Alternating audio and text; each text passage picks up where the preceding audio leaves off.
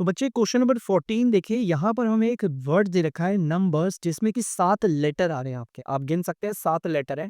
इन सभी लेटरों का इस्तेमाल करके मुझे 4 लेटर का वर्ड बनाना है।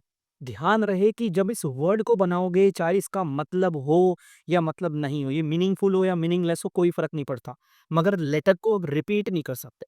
डिफरेंट बोलो उसमें, डिफरेंट 4 लेटर वर्ड्स।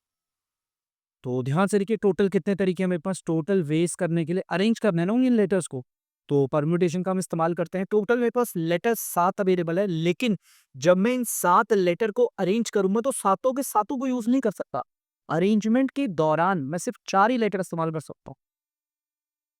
ऊपर आएगा 7 फैक्टोरियल और नीचे आएगा 3 फैक्टोरियल।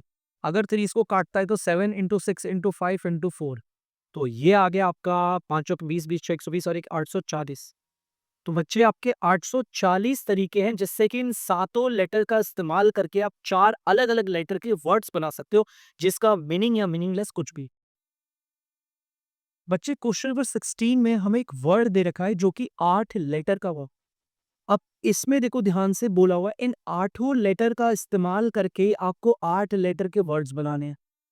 8 लेटर के वर्ड्स, लेकिन कंडीशन ये कहती है कि जो भी आप वर्ड्स बनाओगे, शुरुआत में हमेशा सी रहना चाहिए और आखिरी पे वाई। मतलब जो भी मैं वर्ड बनाऊँगा उसमें सी शुरुआत पे और वाई आखिरी पे। मतलब देखा जाए तो इसमें तो कोई अरेंजमेंट ही नहीं होगी। सी हमेशा शुरुआत पे आएगा, वाई आखिरी में। अरेंजमेंट तो सिर्फ़ इनकी हो रही है ना, इन्हीं को आगे-पीछे अरेंज कर सकता हूँ। सी और वाई तो अपनी जगह पर ही रहेंगे। तो परम्यूटेशन में मेरे पास कितनी क्वांटिटी अवेलेबल है? 1, 2, 3, 4, 5, 6 और 6 के 6 मैं इकट्ठे यूज़ कर सकता हूँ, कहीं पे भी अरेंज कर सकता हूँ। तो 6 फैक्टोरियल और यहाँ 0 फैक्टोरियल। आपको पता है 0 फैक्टोरियल का मतलब 1 होता है, ये आ गया 720।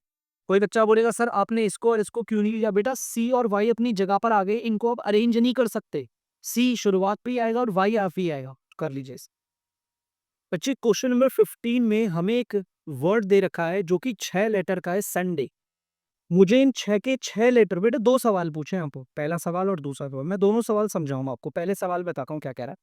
कह रहा है बताओ टोटल कितने तरीके हैं कि अगर आप इन 6 के 6 लेटर का इस्तेमाल करके 6 लेटर का वर्ड बना दो।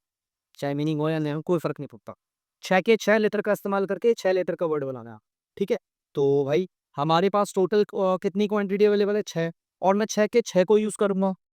तो यहाँ पर आ गया 720 मतलब कि 720 वर्ड्स बन सकते हैं। अगेन आई एम रिपीटिंग इन 6 के 6 लेटरों का इस्तेमाल करके 6 लेटर के कितने वर्ड्स बन सकते हैं? 720 वर्ड्स।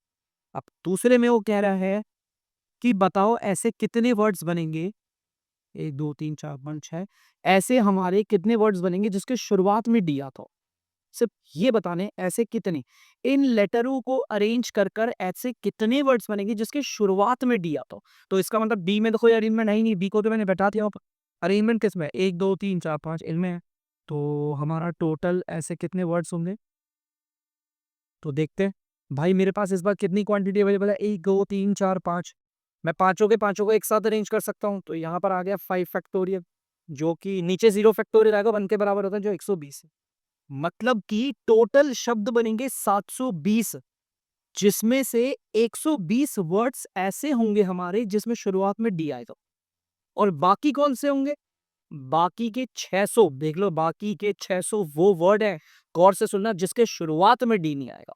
डी नहीं आएगा उतार दीजिए।